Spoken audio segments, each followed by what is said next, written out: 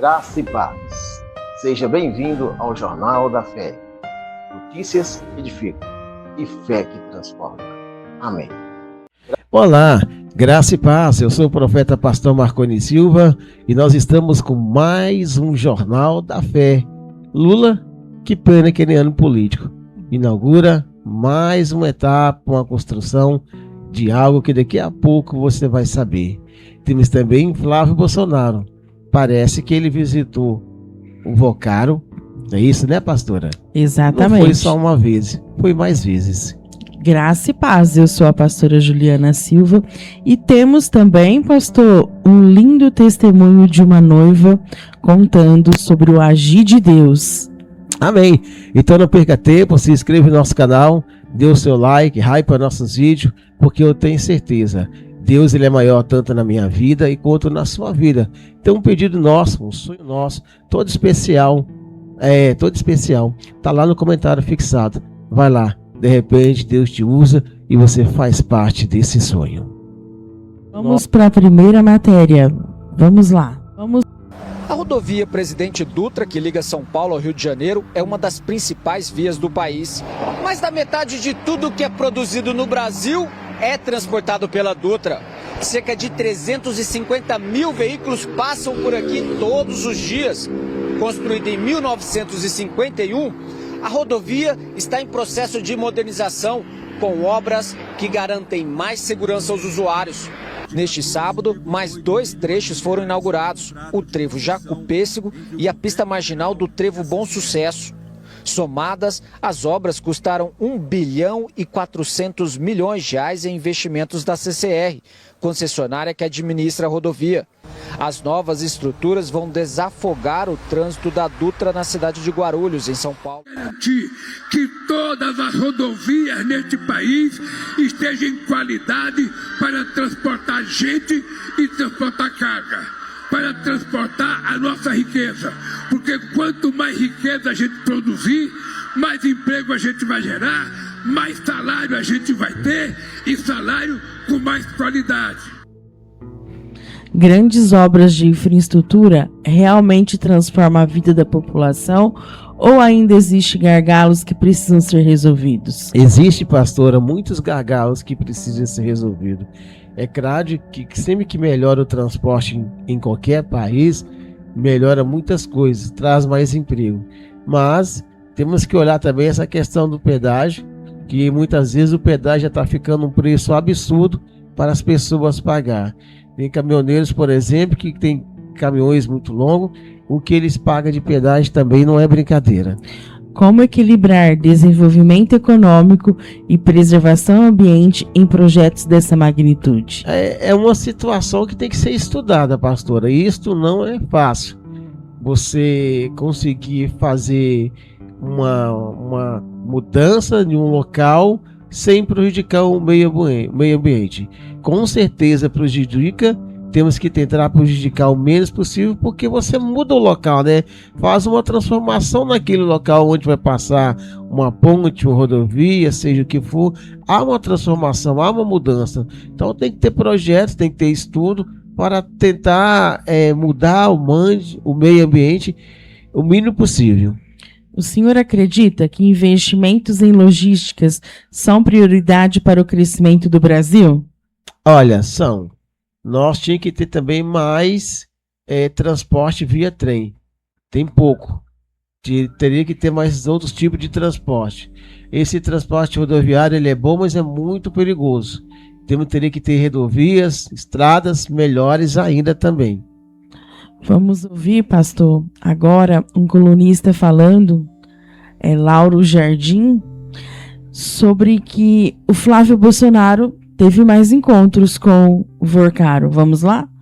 Para ser revelado sobre as relações entre o Flávio Bolsonaro e o Daniel Vocaro. A Polícia Federal, como a gente sabe, está investigando os repasses milionários do Vocaro para supostamente financiar o filme Dark Horse, a cinebiografia do ex-presidente Bolsonaro. E os desdobramentos mais recentes dessas investigações apontam para suspeitas de lavagem de dinheiro e evasão de divisas. Mas enquanto isso, as novidades vão surgindo. Uma delas é mais mais o encontro do Flávio Bolsonaro com o Vorcaro, de que ainda não se tinha notícia. Eu publiquei uma nota na minha coluna de domingo no Globo sobre isso, e agora eu vou detalhar esse assunto aqui um pouco mais para vocês. O Flávio Bolsonaro já tinha admitido que, no fim de novembro do ano passado, ele havia se reunido com o Vorcaro na Casa do Banqueiro, em São Paulo. Nesse encontro, aliás, o Vorcaro recebeu o Flávio Bolsonaro em prisão domiciliar, de tornozeleira eletrônica e tudo. Segundo o Flávio, teria sido uma reunião para dar um ponto final nas negociações em torno do financiamento de 134 milhões de reais para o filme Dark Horse. Mas isso quem vai poder garantir, com certeza, é a PF e as suas investigações. Bom, já esse outro encontro que eu revelei ocorreu ainda no primeiro semestre do ano passado. O local foi a mansão que o Vorcaro alugava em Brasília. Não foi um encontro num jantar para muita gente, um encontro social ao lado de outras pessoas. Não, foi um encontro só dos dois.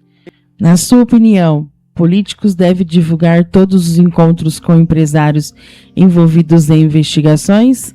Olha, pastora, sim. Quem não deve, não teme. E por que ele não falou que não foi só um encontro? Teve mais encontro. Tem coisas que no Brasil que não dá para entender. Lula sai fazendo obras daqui para acolá, fazendo eventos daqui para acolá para quem está no ano político. O outro lado, nós temos também Flávio Bolsonaro, que no primeiro encontro ele ocultou, não falou. No segundo, muito menos. Aonde que vamos parar? Um é presidente e, pelo jeito, vai se recandidatar. E o outro é senador e quer candidatar a presidente. Onde que vamos parar com isso? Como a transparência influencia a confiança da população nas instituições públicas? É por isso que o Flávio Bolsonaro tinha caído na pesquisa, até nós mesmos pensávamos que ele ia subir depois desse bafafá do Lula, ou melhor dizendo, do seu líder, né? Lá da Bahia, aquele senador que está com esse problema também com o Vorcaro, e nós não sabemos aonde que vai lidar tudo isso. Mas vemos aí que tem coisas erradas dos dois lados, né? O senhor acredita que casos como esse podem impactar o cenário das eleições 2026? Pode, já impacta, e o importante é o que eu falo sempre aqui na nossa programação. Não é direita, nem esquerda, nem centro, nem seja o que for. É o lado correto das coisas. Depois não vem me chegar aqui nos comentários porque eu tô sendo Lula ou tô sendo Bolsonaro. Não, gente. Antes de Lula e Bolsonaro, eles vão passar. E o Brasil vai continuar. Edir Macedo é alvo da operação da Polícia Federal. Vamos lá na matéria?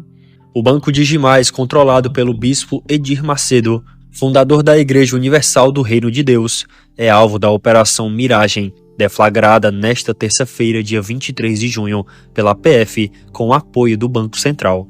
A ação investiga crimes contra o sistema financeiro nacional, incluindo suspeitas de manipulação de balanços, ocultação da real situação econômico-financeira da instituição e operações supostamente ilegais. Mais de 50 policiais federais cumprem 9 mandados de busca e apreensão em São Paulo. A Justiça Federal autorizou o afastamento dos sigilos bancário e fiscal dos investigados, além do sequestro e bloqueio de bens e valores de até cerca de 670 milhões de reais.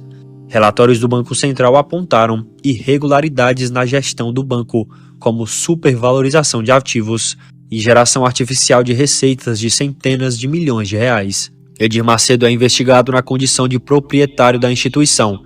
Os envolvidos podem responder por gestão fraudulenta, inserção de dados falsos em demonstrativos contábeis e realização de operações de crédito vedadas. Quando surgem denúncias contra grandes instituições financeiras, qual deve ser o papel da Justiça e dos órgãos de fiscalização? Investigar e colocar tudo às claras. Se é esse grupo do Edir Macedo, que faz parte também da Universal, deve, então é o correto que seja tudo investigado. Se não tiver nada errado, graças a Deus por isso, está tudo ok. Esse banco diz que tem algumas coisas erradas, que foi bloqueado um valor alto. Nós não sabemos ainda o que está acontecendo. Está em investigação. Nós vamos ver o que vai dar tudo isso. E é o que eu falo. Antes de qualquer coisa, vamos todos estar do lado certo. O senhor acredita que a transparência das instituições é fundamental para manter a confiança da população? Claro. Seja ela qual instituição que for, religiosa, política, seja o que for, quanto mais transparência, maior vai ser a forma de nós acreditarmos que aquela empresa ou aquela instituição ela é séria, né, pastora? Casos como estes afetam a imagem de líderes religiosos ligados a empreendimentos empresariais? Sim, pastor. Afeta sim. E por isso que tem que ser tudo investigado e colocado às claras. O que está errado tem que ser punido e o que está certo tem que ser aplaudido. Agora, pastor, nós vamos ouvir Gilmar Mendes falando de André Mendonça. Vamos lá?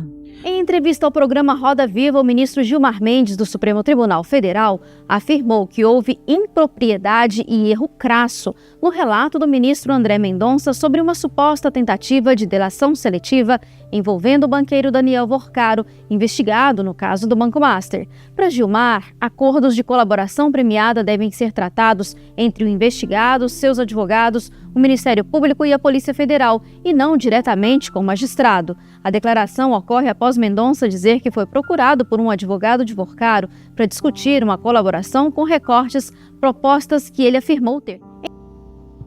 Divergências públicas entre ministros do STF fortalecem a transparência ou aumentam a desconfiança da população? Olha, pastora, é meio complicado falar dessa situação, principalmente porque esse Gilmar Mendes que está aí mesmo, que é um ministro, esses dias ele estava perseguindo o governo, né, lá de Minas Gerais.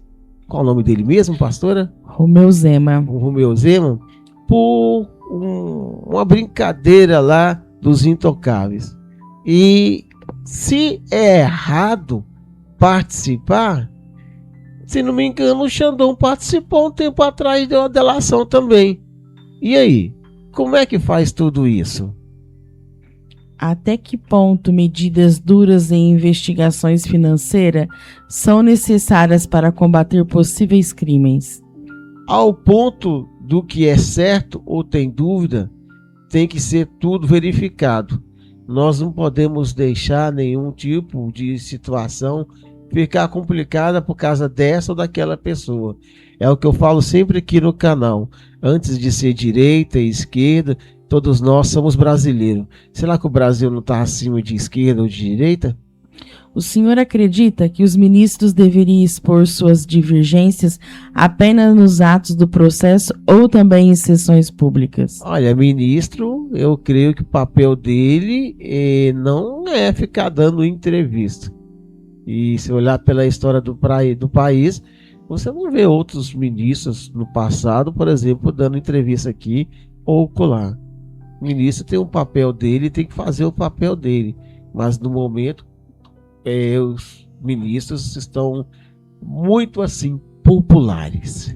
Agora, pastor, nós vamos ouvir um testemunho de uma noiva falando do agir de Deus antes do casamento. Vamos lá? Estou dentro do carro, meu casamento está começando. Acabei de ouvir a música da entrada dos padrinhos. Eu vim dar um recado para você que tem o sonho de se casar. Deus ama casamentos. E esse dia é a realização de um milagre. Deus abençoou cada passo até aqui. E se você tem esse sonho, confia e ora, porque Ele vai fazer acontecer, vai realizar, e você também vai viver esse dia com o vestido dos seus sonhos, com o cabelo, a maquiagem dos seus sonhos, e encontrar o amor da sua vida no altar. E essa mensagem que eu quero deixar hoje, eu já tô aqui emocionada porque eu tô ouvindo a música.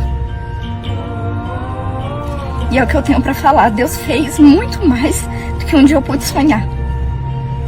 E se eu pude sonhar e ele realizou ainda mais, você também pode. E é esse meu recado hoje. O senhor já viveu uma situação em que Deus respondeu uma oração no momento em que tudo parecia impossível? Sim, pastora, várias, inúmeras, centenas de vezes. O nosso Deus, o que a Bíblia diz, que Ele é o Deus do impossível. Lucas 1:37. Qual a importância de manter a fé durante os períodos de preparação para grandes decisões da vida? É acreditar que por mais que tudo diga não, que nem para essa jovem, Deus no final diz sim. E a última palavra é dele, pastora. Testemunhos como esse fortalecem a fé de outras pessoas? Até a minha e a da senhora, que são os pastores. Principalmente das outras pessoas que não têm o costume e não têm a mesma fé. Não que nós somos melhores do que ela, somos todos igual do que nós. Nós vemos esses milagres acontecer sempre e nós ficamos muito felizes como ver Deus fazer mudança, transformações, milagres e milagres. Vamos ao pensamento do dia. Você viu Lula fazendo mais algo interessante para o país. Viu também aqui na nossa última matéria, Deus fazendo um milagre num casamento. Tem a sua vida. O que você espera do dia da manhã? O que você pensa em produzir para o seu dia do amanhã? Deixa aí nos comentários. Deus, ele está de braços abertos para te receber e ele só está esperando você dar o primeiro passo. Não perca tempo, temos um pedido todo especial aí no comentário. Vai lá, de repente você faz parte desse sonho. Se inscreve no nosso canal, dê o seu like, curta nosso vídeo, hype nossos vídeos também. Venha ser membro, tem muitos benefícios para você. Mas amanhã, nesse mesmo horário, nesse mesmo canal, estamos de volta com mais uma edição do Jornal da Fé.